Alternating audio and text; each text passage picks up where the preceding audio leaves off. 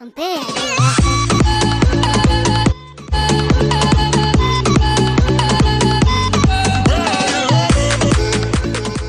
Assalamualaikum, saya Cikgu Alim daripada Akademi Memandu Rahmah. Dan hari ini saya akan menunjukkan cara-cara macam mana nak melakukan rutin pemeriksaan kenderaan ataupun RPK, di mana masa yang diberikan oleh pihak penguji adalah 7 minit. Pertama sekali, paling penting adalah kita kena memperkenalkan diri dulu, nombor IC, kelas lesen yang kita pohon dan juga tarikh tamat lesen L kita.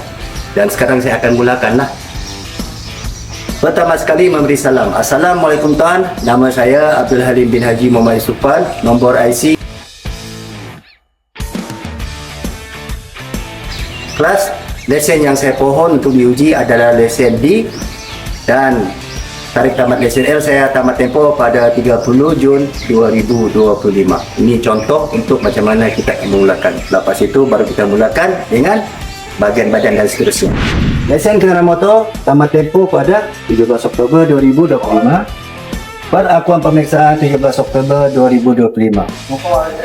Cermin hadapan dalam keadaan baik. Getah wiper hadapan kedua dalam keadaan baik. Dan kita akan berpusing ke depan. Bonet hadapan dalam keadaan baik. Lampu hadapan dan lampu signal kiri dan kanan dalam keadaan baik. Bumper hadapan dalam keadaan baik. Nombor plat dalam keadaan baik dan jelas. SMA 5678. Tidak ada tumpahan minyak ataupun apa-apa objek di bawah kenderaan. Tayar hadapan sebelah kanan. Fizikal tayar dalam keadaan baik. Bunga tayar masih tebal. Tekanan angin cukup. Signal sisi dalam keadaan baik. Cermin sisi kanan dalam keadaan baik. Pintu hadapan sebelah kanan dan cermin pintu dalam keadaan baik. Buka pintu hadapan dulu dan kita teruskan pemeriksaan. Pintu belakang dalam keadaan baik. Cermin pintu dalam keadaan baik. Tayar belakang sebelah kanan, fizikal tayar dalam keadaan baik. Bunga tayar masih elok, masih tebal dan tekanan angin mencukupi. Lampu brek ketiga dalam keadaan baik. Cermin belakang dalam keadaan baik. Wiper getah belakang dalam keadaan baik. Bonet belakang dalam keadaan baik. Lampu brek kiri dan kanan dalam keadaan baik. Bumper belakang dalam keadaan baik. Nombor plat dalam keadaan baik dan jelas. Dan kita akan memeriksa per kakas. Untuk bahagian belakang,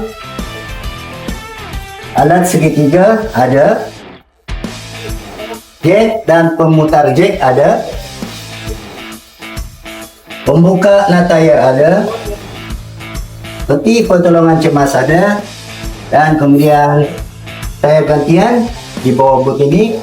Kita periksa juga tayar belakang, tayar spare dalam keadaan baik. Tayar belakang sebelah kiri, fizikal rim masih elok, bunga tayar tebal, tekanan angin cukup. Pintu belakang sebelah kiri dan cermin pintu dalam keadaan baik. Pintu hadapan dan cermin pintu dalam keadaan baik. Cermin sisi kiri dalam keadaan baik. Lampu signal sisi kiri dalam keadaan baik. Tayar hadapan sebelah kiri, fizikal tayar masih elok. Bunga tayar masih tebal, tekanan angin cukup. Dan akhir sekali kita akan memeriksa ruangan enjin. P, kenderaan ini menggunakan petrol. O, untuk oil, kita akan memeriksa 1. Minyak brake dalam keadaan cukup. Minyak enjin lalap dulu.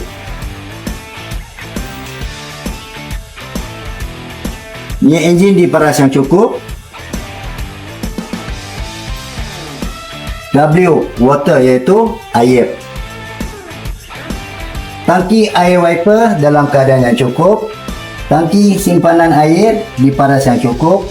Air radiator diparas yang cukup. Elektrik E iaitu bateri keadaan dalam paras yang cukup. Dan R, rubber, hos hitam dalam keadaan yang baik. Belting dalam keadaan baik. Saya telah selesai melakukan RPK.